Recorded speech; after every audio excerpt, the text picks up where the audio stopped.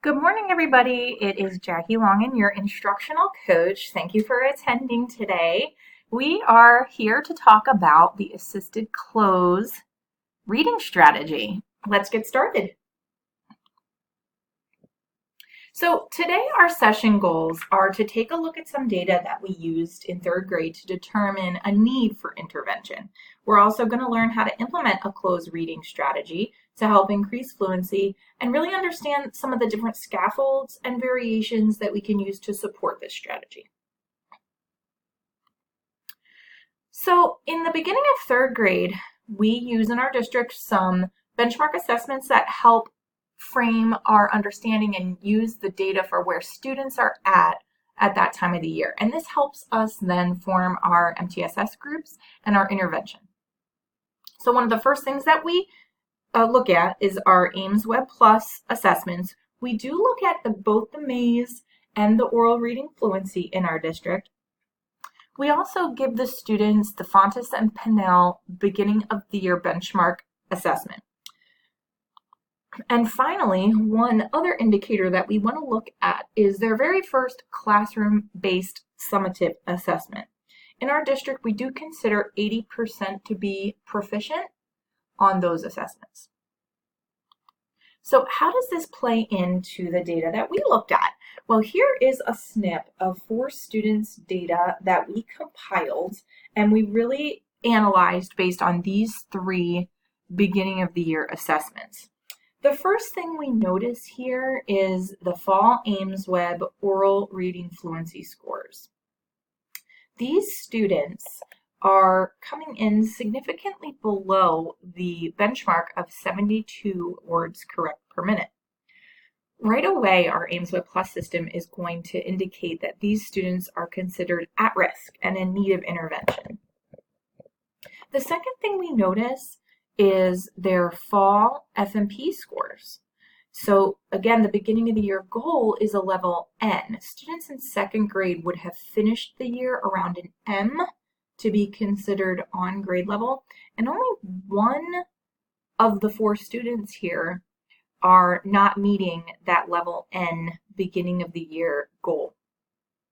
So right away, we are thinking, okay, maybe this isn't as much of a comprehension issue as it is a fluency issue. But finally, the third thing that we take a look at indicates that maybe it does have a relationship to the comprehension. So the Wonders Unit 1 classroom summative assessment, only 1 of the 4 students received a proficient score of over 80%. 3 of the 4 students received a score in the 70s. And this indicates, as those tests are on grade level and they are asking comprehension questions, we are asking ourselves, okay, so I see that their oral reading fluency is way below benchmark. Although they came up as on grade level, the majority of them on FMP, their classroom assessment is telling me that they might not be completely on grade level with comprehension either. So the next thing that we are going to ask ourselves is, what can we do to help these students? So one of the things we want to look at is putting them in a tier 2 group that focuses on a certain skill or strategy. And what we determined with our team of literacy specialists and guidance counselors and teachers and the principal is that we need to give intervention instruction using a specific skill that will help increase their oral reading fluency. We believe that this will then help to increase their overall reading level and comprehension. We do know that students who struggle with the automaticity of reading, they might be spending most of their time decoding words and then really not comprehending the text. So we know that there is a relationship between fluency and comprehension. So we took a look as a group with some instructional strategies that we can use. And some strategies that we are used to using and we have experience using in our classroom sometimes include choral reading, sometimes they include echo reading. So choral reading is the process of reading out loud with your students at the same time. Echo reading is where a teacher is choosing a passage at their instructional level, and the teacher is modeling a brief section of that, and the students then echo it back. The teacher has modeled the correct tone of voice, the fluctuation in voice, and modeled the reading strategy so that the students can then try and imitate it or echo it back. But today we're really going to dive into what an assisted cloze reading strategy is.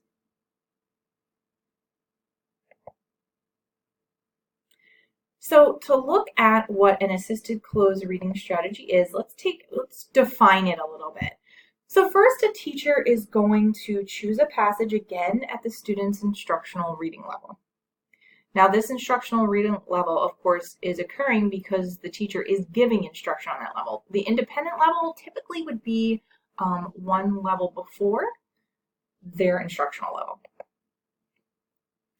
So what the teacher does is they start reading aloud in that text while the student follows along, or group of students if they're in a small group. Intermittently, the teacher is going to stop, and the student is then expected to read the next word in the text.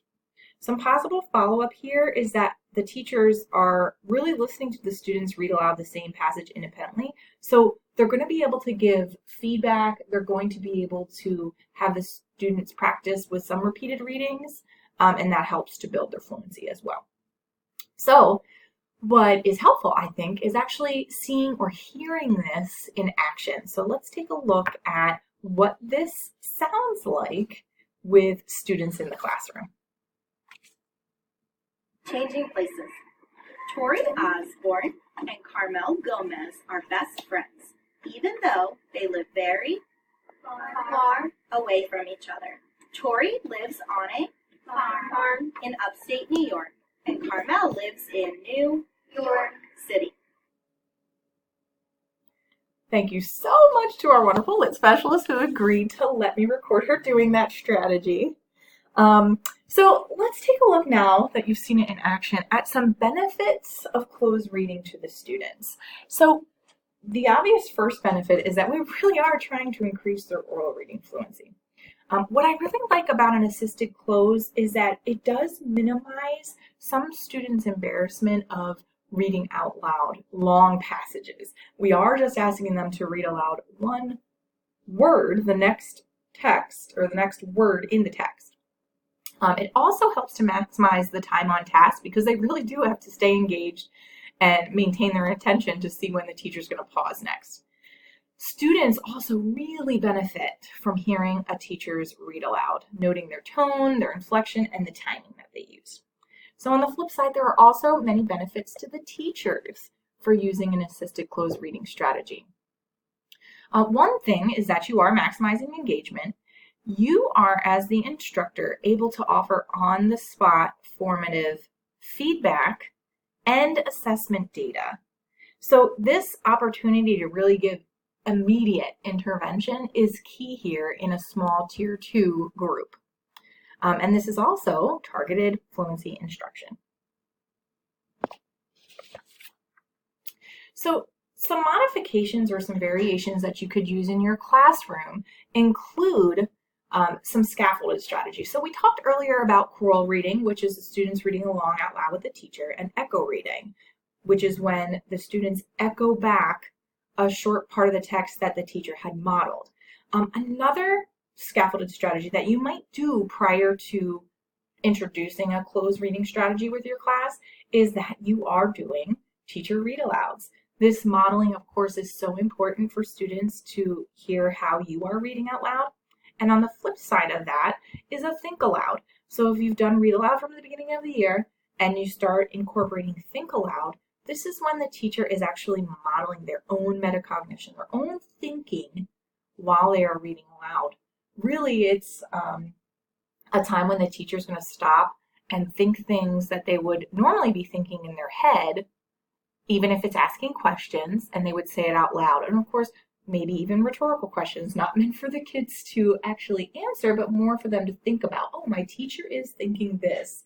as she's reading, and that can be extremely powerful as well. So if these things have been done prior to this activity, then we can kind of add in even more additional scaffolds to a small group closed reading strategy. And one of those things or variations is doing a whole group oral closed reading. So think of that read aloud that you're doing in class with your entire group of students. Instead of doing it in a small group, you can, as you're reading aloud, stop intermittently and ask the students to read the next word. Now, of course, this would mean that all students have the text in front of them. You're either projecting it on the board, or even better would be if each one of them had it in the class. So if you're doing a whole class read aloud where they each have a copy of the text, this would work perfectly. And finally, if they are really comfortable with doing a closed reading strategy in a small group or even in a whole group, you might extend this so that some of your students that were in that tier 2 group are now partnering up to do a closed reading together. The benefit of this really is that it gives the students the time to act as the lead teacher. They could model and practice their own fluency because they're reading more of the text, and then their partner is going to respond with the next word after they pause. This is great for additional fluency practice because they're also doing a lot of repeated reading. So they're getting really good at the book, they're feeling comfortable with the way in which they're saying it, and they're modeling with one another. So friends, that was just a small, brief introduction to what you can use or how you can use a closed reading strategy in your classroom during Tier 2 instructional time. At this point, I would love to see if any of you have any questions or feedback on what we might be able to do.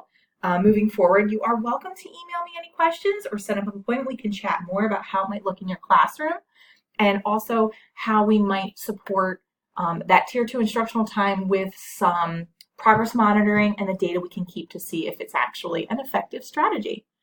Thank you so much for coming today. I hope you have a wonderful day.